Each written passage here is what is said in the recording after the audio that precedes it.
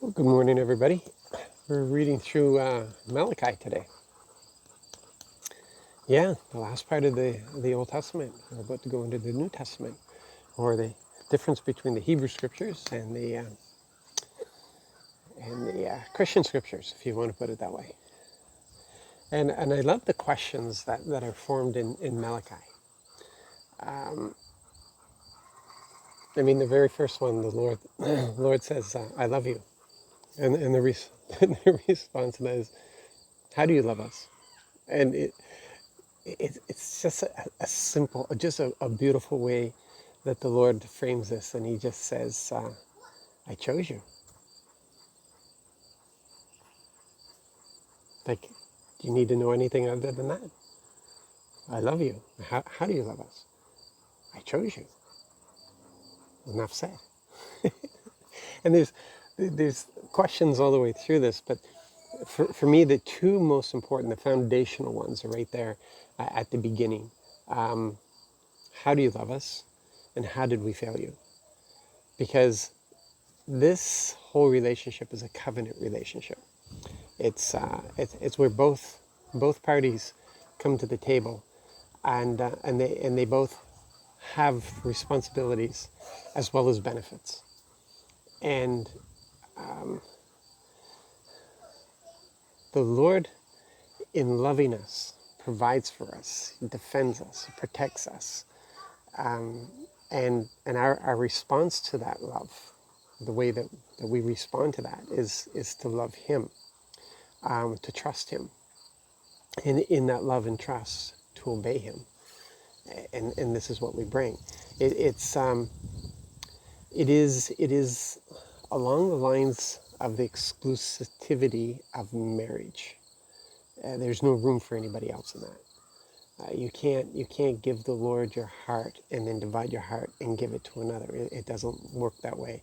It's exclusive to Him. That's what this covenant relationship is.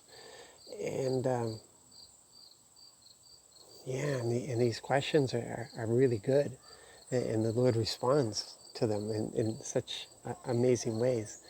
And we need to really consider this. We say the words, and I'm seeing this so often right now. We see people who say, I believe, and then they're filled with fear. I have faith, but they're filled with fear and anxiety.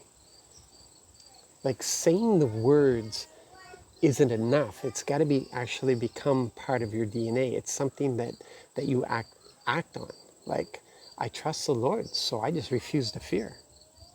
I trust the Lord, so this fear that is trying to overwhelm me is foreign to me, and I have no part in it. So I reject it, and I will walk in a life that is the absence of this fear. I will not respond to this fear. I respond to the love of the Lord. And we do what we're supposed to do because we love the Lord. This is where we're supposed to be in this relationship. And that's why I love these questions, because it's so matter of fact. I love you. How do you love us? I chose you.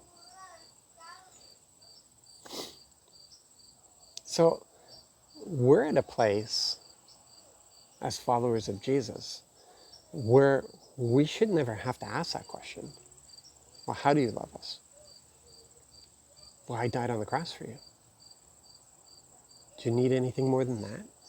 Really? I mean, there is more. But anything other than that is a little less. And it's like what is said in the Word, where it says, if He gave us His very best, if He gave us His Son, why wouldn't He give us the lesser stuff as well? That's what the Word says. The Word puts that forward. So, like, if Jesus went to the cross, what makes you think that He wouldn't give you the lesser things? See, that's where we should be in our relationship. We shouldn't be in this place of doubt and fear or of anything else. Jesus Christ died for me. He died for me. For me. How do I know He loves me? The cross. The cross tells me He loves me. And on top of that is all the secondary things that He adds to me as well. every day.